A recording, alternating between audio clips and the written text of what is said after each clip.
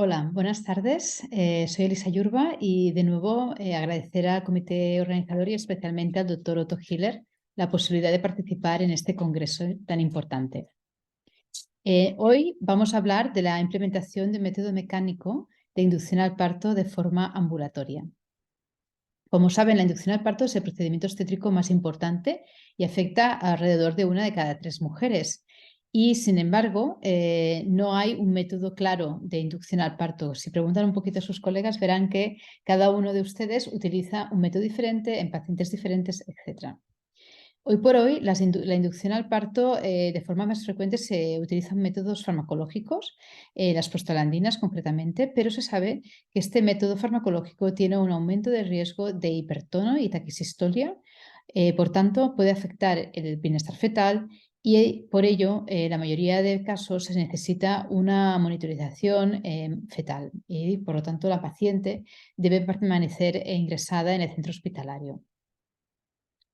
Pero si ustedes valoran cuáles son las causas o las indicaciones para la inducción al parto, verán que todas ellas se debe a que hay un aumento de riesgo de complicaciones tanto fetales como maternas, pero principalmente lo que intentamos con la inducción al parto es evitar que haya un deterioro fetal por algún motivo que dé lugar a la muerte intraútero o una hipoxia crónica. Y por eso, como ven, estas son las causas de inducción al parto que tenemos en Barcelona, pero que deben ser muy parecidas a las que tienen ustedes en Latinoamérica.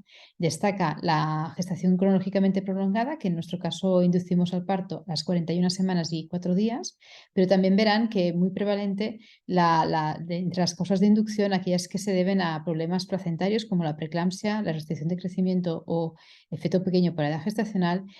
También hay aquí otras causas como la colestasis, que también la inducimos por el aumento de riesgo de posibles complicaciones también fetales, o otras causas también relacionadas con este riesgo materno y fetal. Por tanto, en la mayoría de casos estamos induciendo a unas pacientes para evitar complicaciones hipóxicas fetales. Por tanto, la idea es evitar al máximo el sufrimiento fetal y evitar las complicaciones fetales intraparto. eh, lo ideal sería utilizar un método que fuese seguro en este aspecto, es decir, que no me incrementara aún más el riesgo que tiene un feto de tener complicaciones intraparto, ¿no? Ya que estamos induciendo a estas mujeres para evitar dichas complicaciones. Es un poco contradictorio inducirlas al parto con un método que tiene un mayor riesgo de complicaciones fetales por su uso, ¿no? Por la taquisistolia y la hipertono que produce.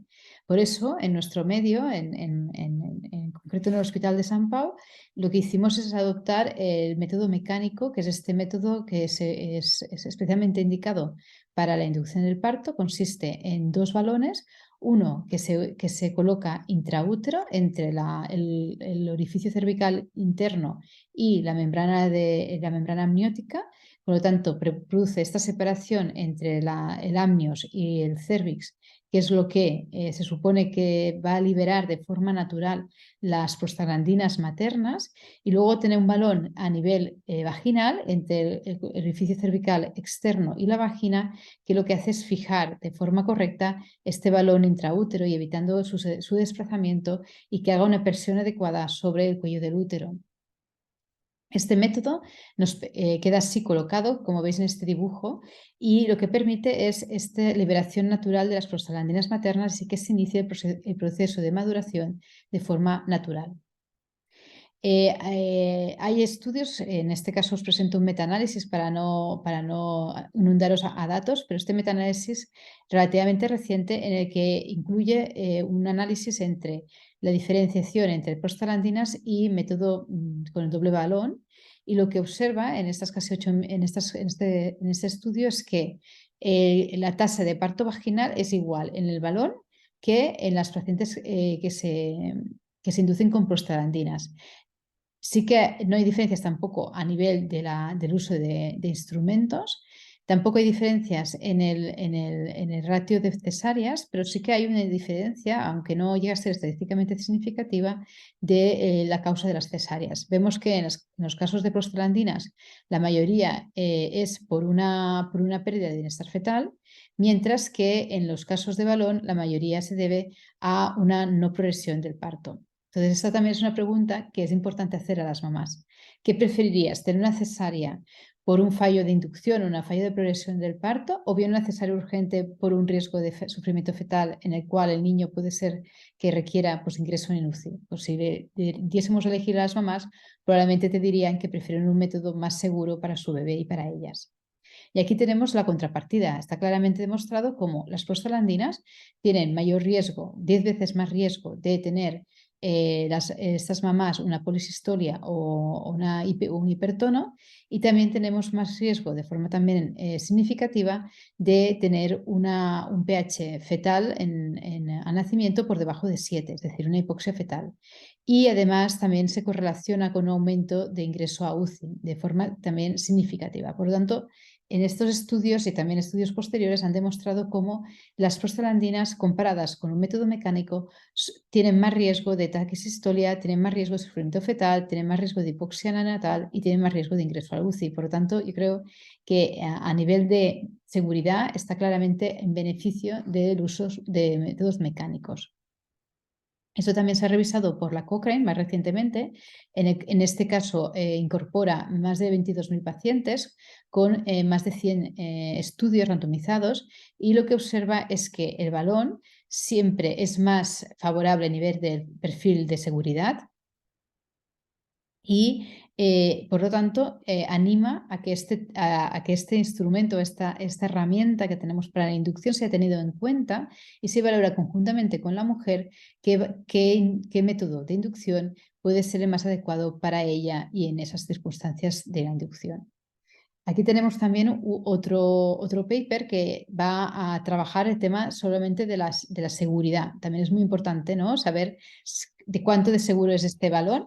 Y aquí vemos más de 26 estudios, o sea, 26 estudios con más de 8.000 pacientes, y ve que de las complicaciones del uso de balones entre 0 y 0,26.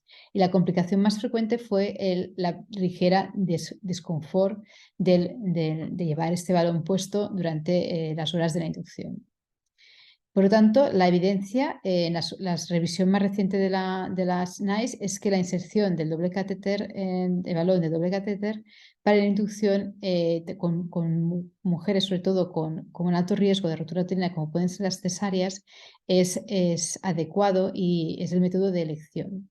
También se puede usar en aquellas mujeres con una cesárea anterior y que tienen además un óbito fetal, es decir, también es seguro utilizarlo en estas pacientes.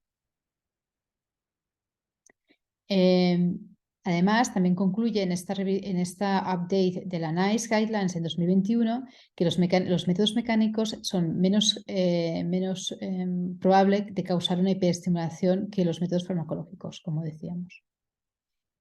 Y esto es especialmente importante, este riesgo de sufrimiento fetal de las prostaglandinas es especialmente importante en los casos en los que hay aún más riesgo de complicaciones fetales intraparto, como son los fetos con CIR o con preeclampsia. Aquí los datos son todavía más contundentes. En este estudio realizado en el año 2020 y publicado también en el Acta Obstétrica Ginecológica Escandinava, compara el uso de inoprostona con el método de balón mecánico en pacientes que tenían una restricción de crecimiento. Y veis que realmente se confirma que con la dinoprostona tenemos mucho más riesgo de padecer taquisistolia. Vemos que hay incluso más riesgo de acabar haciendo una cesárea comparado con el balón. El composite adverse neonatal outcome fue significativamente mayor en este grupo de pacientes, y por tanto también hubo diferencias en el test de Apgar y en el pH. No, en el pH no hubo diferencias, pero en el resto sí, en el ingreso en UCI también.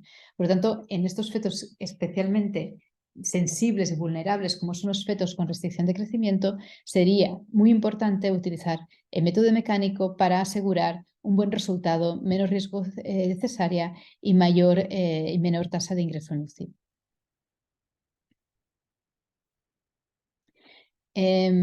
Esto lo hemos comentado. En otro estudio, también realizado en fetos con restricción de crecimiento, esta vez en este estudio fue español, es un estudio del grupo de nuestros compañeros del 12 de octubre de Madrid, en el que ven que en el caso también de fetos con restricción de crecimiento, el uso de Foley en este caso, si no se dispone de método de balón de Cook, pues se puede utilizar una catéter de Foley, y aquí ven también que la tasa de parto vaginal fue más alta en el grupo que utilizó este método mecánico comparado con el uso de dinoprostona. Y también corroboraron el hecho de que se necesitó, o sea, hubo menos pHs bajos al nacer, menos ingreso en la UCI y menos adverse neonatal outcome. Entonces, en nuestro hospital, ¿qué hemos hecho? Viendo el perfil de seguridad de estos balones y teniendo en cuenta lo que sufrimos, supongo, en todos sitios, que es una falta de espacio en nuestras unidades de parto, ya en el 2017 nos planteamos el uso del balón como primera opción. Revisamos toda la literatura, vemos su perfil de seguridad y su eficacia, que es igual a las prostaglandinas, y por lo tanto nos planteamos el uso del balón en todas las pacientes con bolsa íntegra. Aquí tenéis nuestro protocolo, que es si la mujer tiene las membranas íntegras, ya tengan riesgo alto o no de hiperestimulación, siempre utilizamos el doble balón. Y si la mujer tiene bosa íntegra, hay bosa rota, perdón, en todos los casos utilizamos la dinoprostona, el Propes, se llama en España. Estos son nuestros primeros resultados, que incluyen 400 mujeres, en las cuales pues, incluimos en este primer estudio, y comprobamos cómo la tasa de parto vaginal también fue parecida, la tasa de cesárea fue parecida, y la necesidad de un instrumento también fue parecida entre las mujeres en una cohorte histórica de mujeres con prostaglandinas versus el balón. Pero fijaos en esta columna de aquí, que es aquellas que tuvimos que aprender al principio a utilizar el balón. Es verdad que cuando se retira el balón a cabo de las horas en este caso hacíamos 12 horas de inducción con balón. Al retirar el balón suele dar un cuello, que es un cuello tipo de multípara, es un cuello largo, un cuello como flexible, pero aún semiduro, y con una cabeza fetal muy alta. Y por lo tanto, muchas compañeras, ¿no?, y compañeros, al ver este bicho tan aún desfavorable, seguían en la inducción al parto con las prostaglandinas. Hacemos método mixto. Esto vimos después que no era eficaz, porque cuando quitábamos la prostaglandina a cabo de 12-24 horas, seguía siendo un cuello desfavorable. Es decir, el método mecánico realizará la maduración cervical bien, mal o regular, pero una vez hecha esa maduración ya no nos sirve utilizar otro método de maduración según nuestra experiencia clínica, sino que lo que haríamos es directamente romper la bolsa a esta paciente. Nuestros datos también mostraron que las mujeres que llevaron balón tuvieron con una incidencia significativa menos de estrés fetal, y también un pH al nacer más alto comparado con las prostaglandinas. Y también, si miramos solamente en nuestro análisis las mujeres con preeclampsia, vimos que tuvieron si veis aquí, un ingreso en NICU en la UCI neonatal también fue inferior, aunque no nos dio resultados significativos, pero sí que tuvimos significativamente unos mejores pHs en el momento del parto. Entonces, como es el balón de Cook, empezamos en hospitalario, pero al cabo de 6 meses, viendo ya cómo funcionaba, familiarizándonos con este método, etcétera, también recabando el feedback de las pacientes, pues empezamos a utilizarlo de forma outpatient. Esto fue muy importante porque lo pusimos en marcha antes de la epidemia de COVID, y eso nos permitió, cuando llegó la epidemia de COVID, que las mujeres estuviesen menos tiempo ingresadas, que estuviesen más en su casa, evitando contagios y mejorando la estancia hospitalaria, que era un tema muy importante, ya que tenemos el hospital totalmente colapsado. ¿Qué pacientes enviamos a casa? Enviamos a casa prácticamente a todas las pacientes que no tienen riesgo materno, es decir, todas las mujeres con embarazo, con gestación cronológicamente prolongada, mujeres con colestasis intrahepática, mujeres diabéticas gestacionales con control con dieta, fetos pequeños para edad gestacional o hipertensas crónicas. No enviamos a casa pacientes con preeclampsia, diabetes mellitus tipo 1, CIR, oligoamnios, sospecha de pérdida de bienestar fetal o pacientes en las que hay un estreptococo galácteo positivo, ya que en estas pacientes bueno, no hay una evidencia clara, pero preferimos iniciar el tratamiento profiláctico con penicilina una vez hemos puesto el balón intraútero. Como os decía, una vez en este momento lo que estamos haciendo es citando a las pacientes entre las 9 y 10 de la mañana, les ponemos el balón, les hacemos un pequeño registro y si todo está bien, la paciente está confortable, se va a casa. A las 6 horas, las 6 horas ella se retira ella misma el balón en casa y vuelve al hospital. Una vez viene al hospital, ya el siguiente procedimiento que realizamos es una ruptura de membranas y iniciar oxitocina a cabo de 2-4 horas si es necesario. Es decir, es muy importante que rompamos la bolsa porque es la otra interruptor que nos permitirá iniciar la segunda fase del parto, que es el inicio de la oxitocina. Ahora, en el pasado utilizábamos 12 horas con el balón, pero este estudio, publicado muy recientemente en el año 2021, en el American Journal demostró cómo el uso del balón entre 6 horas es igual que efectivo que 12 horas e incluso la tasa de la probabilidad de parto es más alta y además evidentemente se acorta el tiempo al parto y la estancia también hospitalaria en caso de que sea una inducción hospitalaria. Por lo tanto, a partir de este paper nosotros utilizamos ya el balón solamente 6 horas. Aquí tenemos una de las pacientes, una de las primeras pacientes que estuvieron en casa y que pues, están muy contentas, la mayoría de pacientes.